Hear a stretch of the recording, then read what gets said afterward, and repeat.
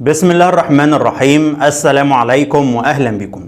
في الفيديو ده هنتكلم عن صفقات النادي الاهلي القادمة والراحلين عن الفريق. هركز على تفاصيل مهمة جدا بخصوص الميركاتو الصيفي للقلعة الحمراء، ولكن قبل ما نبدأ ما تنساش تعمل لايك واشتراك عشان يوصلك كل فيديوهاتنا. طيب هنبدأ بالصفقات الرسمية. أول لاعب عندنا يوسف أيمن قادم من فريق الدحيل القطري ومركزه مدافع.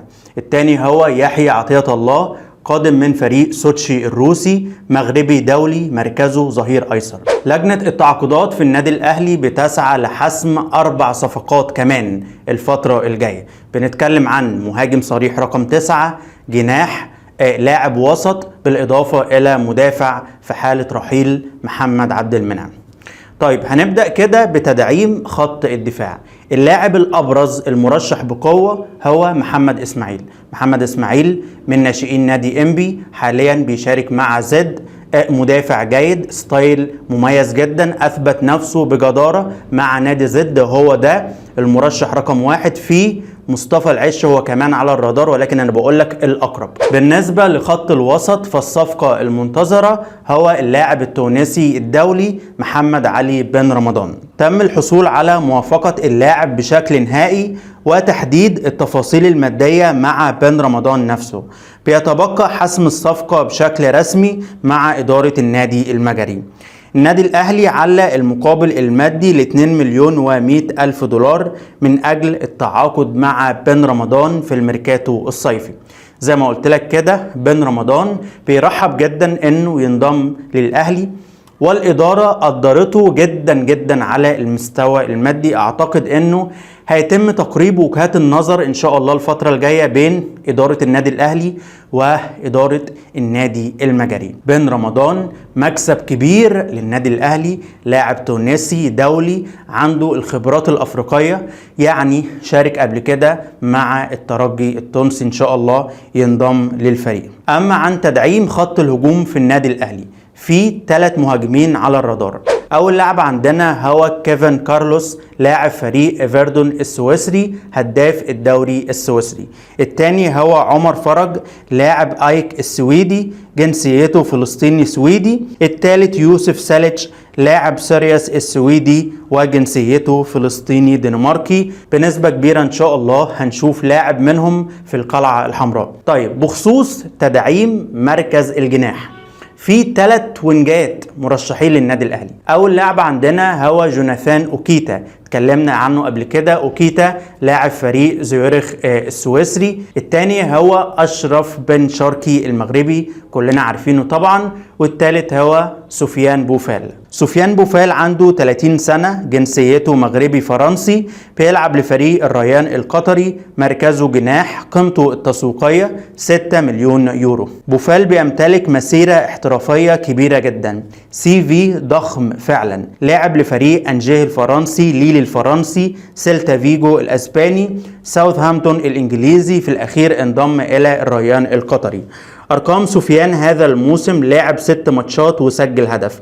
أما عن إحصائياته الكلية خلال مشواره الكروي، لاعب 299 لقاء، سجل 44 هدف وصنع 35، مع العلم أن بوفال كان مصاب آخر موسم ليه مع الريان. طبعا يا جماعة سفيان بوفال جناح مميز جدا، يعتبر لاعب أوروبي لأنه عنده الجنسية الفرنسية، متأسس كورة في فرنسا، ولكن أرقامه الأخيرة أو أرقامه في آخر موسم ليه مع الريان القطري إحصائيات ضعيفة جدا جدا. زي ما قلت لك كده لاعب 6 ماتشات وسجل هدف، كان مصاب أصلا آخر موسم ليه مع الريان، وبالتالي اللاعب رجله مش في الملعب، مش في أعلى مستوياته الفنية. بوفال يعني مفيش خلاف عليه، لاعب عالمي مهاري جدا، سريع، عنده الحلول، عنده الإمكانيات، يعني يعتبر جوكر في الخط الأمامي، بيقدر يلعب وينج رايت، وينج ليفت، بلاي ميكر 10 أو مهاجم تاني. لاعب مغربي دولي، ولكن زي ما قلت لك كده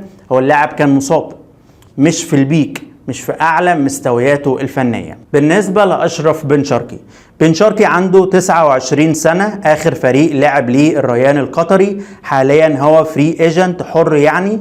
مركزه جناح، ارقام بن شرقي هذا الموسم شارك فيه 28 لقاء، سجل 14 هدف وصنع 6، يعني مساهم ب20 هدف في 28 مباراة، وده معدل تهديفي كبير للغاية. خلي بالك بن شرقي كان ليه تجربة ناجحة جدا جدا مع الزمالك في الدوري المصري، وبالتالي هو لاعب متمرس، يعني عنده الخبرات المصرية بشكل كبير، يقدر يأدي مع النادي الأهلي، يقدر يشارك، يعني نسبة نجاح الصفقة كبيرة جدا. بن شرقي لاعب محترف، لاعب مغربي، لعب قبل كده مع الزمالك، ما عندوش اي مشكلة انه يشارك داخل القلعة الحمراء. النادي الاهلي تواصل مع وكيل بن شرقي من اجل التعاقد معاه في فترة الانتقالات الصيفية. المفاوضات دلوقتي على الراتب السنوي، يعني بن شرقي لاعب حر، لو انضم للنادي الاهلي هينضم للفريق بشكل مجاني، صفقة انتقال حر، ولكن المشكلة انه محتاج راتب كبير شوية. خلي بالك الزمالك هو كمان دخل في صفقة بن شرقي، ولكن هو محترف، يعني اللي هيدفع اكتر، اللي هيدفع راتب اكتر هينضم ليه. يعني لو النادي الاهلي لو النادي الاهلي قدم راتب $1,200,000 مثلا لبن شرقي، والزمالك $1,000,000، لا هو هيفضل النادي الاهلي. ليه؟ لانه لاعب بروفيشنال، ما عندوش مشكلة لاعب للزمالك يلعب للاهلي. تمام. بالنسبة لسفيان بوفال، النادي الاهلي محتاج يتعاقد معاه اعارة لمدة موسم زي الصفقات الماضية، يعني النادي الاهلي تعاقد مع يحيى عطية الله اعارة ويوسف ايمن اعارة، ودي سياسة جيدة، يعني اعارة بنية الشراء. انت نجحت مع الفريق وقدرت تتأقلم، اشتريك بشكل نهائي، غير كده لا. الصراحة انا بحيي ادارة النادي الاهلي بجد. الناس اللي بتقول الادارة في تباطؤ والخطيب مش بيشتغل واحنا عاوزين صفقات، طب انت محتاج ايه اكتر من كده؟ الاهلي ان شاء الله يكون فريق عالمي، فريق مرعب، فريق قوي جدا جدا بكل المقاييس. يعني بجد صفقات حتى الان صفقات جيدة. يحيى عطية الله ده لاعب عالمي، لاعب دولي مرعب، انا كنت متابعه مع الوداد المغربي، انت فاهم ازاي؟ يوسف ايمن مدافع كويس. الصفقات حتى المرشحة واللعيبة اللي على الرادار ان شاء الله النادي الاهلي يتعاقد مع بعض منهم لعيبة بمواصفات وامكانيات اوروبية. فالاهلي اصلا بيحضر لموسم جاي، موسم عالمي، يعني انت هتشارك في انتر كونتيننتال، هتشارك في بطولات افريقية، هتشارك في بطولات مصرية، لسه عندك بطولة كاس عالم للأندية 2025. فنهدى شوية على الإدارة، ندعم بس، ادعم بس، وإن شاء الله هيتم تكوين فريق كبير. طيب دلوقتي هنتقل إلى ملف الراحلين من الفريق. طبعا عدد كبير من لاعبي النادي الأهلي هيغادروا من الفريق في نهاية الموسم، حتى بعض منهم رحلوا زي أنتونيو موديست، محمد الضو كريستو، اليو ديانج. محمد عبد المنعم بنسبة كبيرة هينضم إلى نيس الفرنسي. عبد المنعم عنده تارجت وعنده هدف معين انه يحترف، يخوض تجربة جديدة في الملاعب الأوروبية. كان جاله عرض عربي بمقابل مادي أعلى، ولكن عبد المنعم عاوز ينضم إلى أوروبا. نادي الأهلي حدد مطالبه، يعني الأهلي حدد $5 مليون من أجل حسم الصفقة. طبعا نيس مقدم $4 مليون مع $1 مليون بونص، ولكن هنشوف ايه اللي هيحصل الفترة الجاية. بس خلي بالك اهم حاجة رغبة اللاعب. يعني ايه؟ يعني لو عبد المنعم كمل في الاهلي وهو دماغه في الاحتراف مش هتاخد منه حاجة. خلي بالك يعني مش هيديك في الملعب، هيفكر في نيس، هيفكر في فرنسا، هيفكر انه يحترف. فالنادي الاهلي اصلا يعني ايه ارى القصة دي. هو اللاعب شخصيا قال لإدارة النادي الاهلي انه عاوز يحترف. يعني النادي الاهلي طبعا مش بيوافق على اي لاعب. المهم عبد المنعم يعني اقترب من الرحيل. محمود متولي هيتم فسخ التعاقد معاه بسبب كثرة الإصابات. كهربا بيتم تسويقه، خلي بالك كهربا بيشارك دلوقتي عشان يتم تسويقه للفترة الجاية. محمد شناوي ممكن جدا ينضم إلى الدوري السعودي. بيرسي تاو يعني جاي له عرض من الوداد المغربي، لأن اللي بيدرب الوداد هو مكوينا مدرب مامولودي سان داونز السابق. فاهم وعارف إمكانيات بيرسي تاو ويقدر يطلع منه أقصى ما عنده، وبالتالي الوداد المغربي طلب التعاقد مع بيرسي تاو. النادي الأهلي محتاج يعوض رحيل اليو ديانج بالتعاقد مع محمد علي بن رمضان اللاعب التونسي الدولي.